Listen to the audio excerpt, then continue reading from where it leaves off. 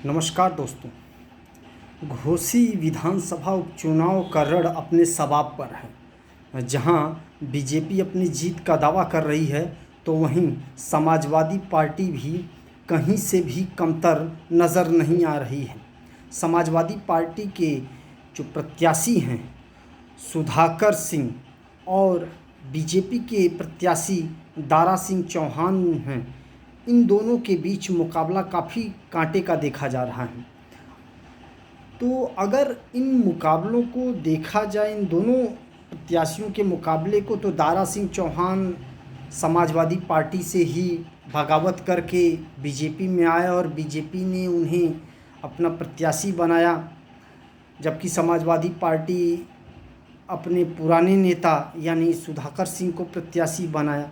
तो यहाँ पर अब लड़ाई काफ़ी दिलचस्प है। यहाँ की लड़ाई को समझना है तो यहाँ के जातिगत समीकरण को भी समझना बहुत ज़रूरी है। तो मैं आपको छोटा सा एक आंकड़ा बताता हूँ जिससे ये तय हो जाता है कि आखिरकार किस कैंडिडेट का जो पलड़ा है वो कितना भारी है। अगर घोसी विधानसभा चुनाव के वोटरों की बात की जाए तो लगभग 4,25,000 से 26,000 के बीच में ये आंकड़ा आता है कि 4,25,000 वोटर वहाँ पे हैं। तो अब इसमें समझने वाली बात यह है कि 4,25,000 जो वोटर हैं उसमें सबसे ज़्यादा संख्या किसकी है, तो उसमें आती है सबसे ज़्यादा संख्या मुसलमानों की। जो मुस्लिम वोटर हैं वो 90,000 हैं। 90,000 जो मुस्लिम वोटर हैं वो जिधर जाएंगे पाशा उधर पलटेगा, यानी कि जो मुस्लिम वोटर हैं उनकी भूमिका काफ़ी अहम होती है और काफ़ी बड़ी होती है। उसके बाद अगर बात कर ली जाए तो दलित वोटर हैं। दलित वोटरों में अगर देखा जाए तो 70% 70,000 उनके वोटर्स हैं। वहीं अगर यादव वोट बैंक की अगर बात की जाए तो यादव वोट बैंक 56,000 हैं। जबकि अगर राजभर वोट बैंक की अगर बात की जाए, वोटरों की बात की जाए, तो वहाँ पे राजभर 52,000 है। जो कि ओम प्रकाश राजभर दावा करते हैं कि जितने राजभर वोटर हैं वो हमारे कहने पर और हमारे साथ हैं।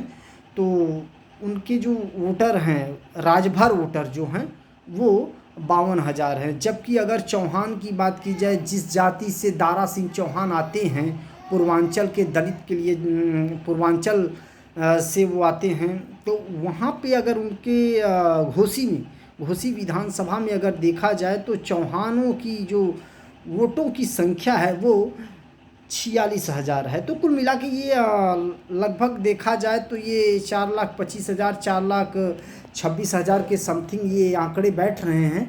तो उसमें से भी अब ये देखना होगा कि जो मुसलमानों की संख्या है वो 90,000 है।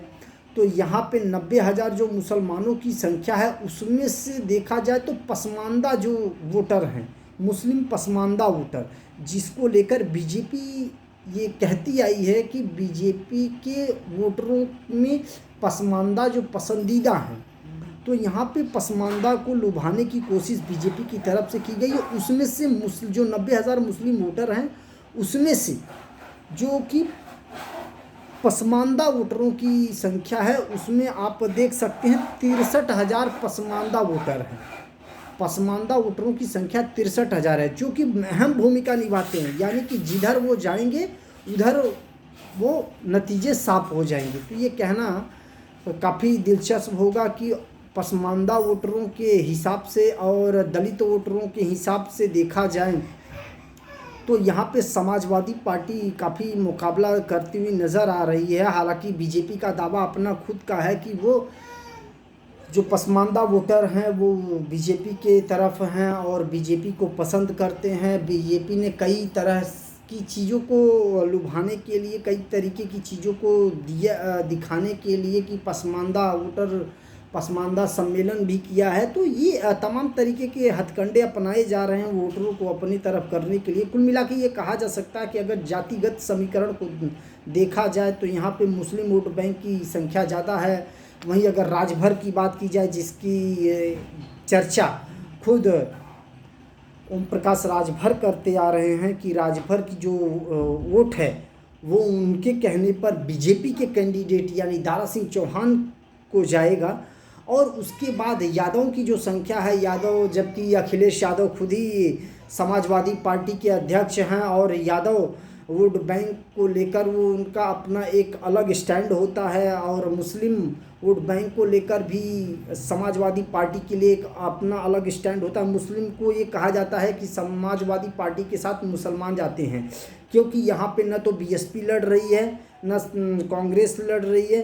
तो यहाँ पे दो ही पार्टियों के बीच का मुकाबला देखा जा रहा है, जिसमें ये कहा जा रहा है कि यहाँ मुकाबला कोई ये नहीं कह सकता कि कौन जीतने वाला है। मुकाबला काफ़ी दिलचस्प है, मुकाबला काफ़ी कड़ा दिखाई दे रहा है। हालांकि इसका नतीजा जो है वो 8 तारीख को आपके सामने आ जाएगा। कौन जीतेगा कौन हारेगा ये साफ हो जाएगा। 5 तारीख को मतदान होना है।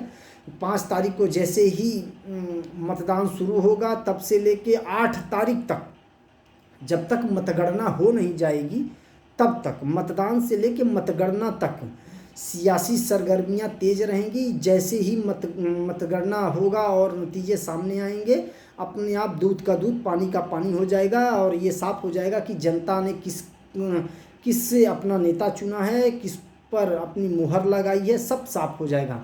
लिहाजा ये सियासी गणित और ये उठापटक एक तरीके से देखा भी जा रहा है कि ये लोकसभा चुनाव से पहले एक सेमीफाइनल के तौर पर देखा जा रहा है कि अगर यहाँ पे जो भी बाजी मारेगा वो सेमीफाइनल का मुकाबला जीत लेगा। तो ये कुल मिला के कहा जा सकता है कि चुनावी सरगर्मियाँ 8 तारीख तक ऐसे ही तेज रहेंगी। अगर हमारा वीडियो आपको पसंद आए तो आप इस पर कमेंट करिएगा, लाइक ज़रूर करिएगा और शेयर करिएगा। जय हिंद।